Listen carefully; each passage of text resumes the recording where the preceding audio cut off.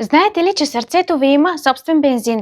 Казва се коензим Q10 или обихинон. Без него клетките ви просто спират.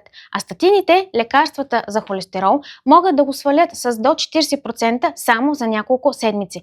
Представете си, във всяка ваша клетка има митохондрии, малки енергийни централи. Коензим Q10 е тяхното гориво. Без него няма енергия. Затова най-много коензим Q10 има в органите, които работят най-усилено. Познайте кои са те: сърце, черен дроб, бъбреци. И още нещо. Статините блокират един ензим HMG-CoA редуктаза, като така намаляват синтеза на холестерол в черния дроб.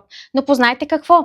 По същия този биохимичен път се произвежда и коензим Q10. Резултатът: холестеролът пада, но заедно с него пада и нивата на коензим Q10 с 30 до 40%. Истината, много хора дори не знаят, че това се случва. Добрата новина: добавка с коензим Q10 100 до 200 мг на ден може да помогне. Проучване от 2024 показва, че намалява мускулните болки от статините. И ако искате от храна да го набавите, телешко сърце, сардини, скумрия, шамфастък са богати на коензим Q10, но не разчитайте само на тях. Дозата в храната е нищожна.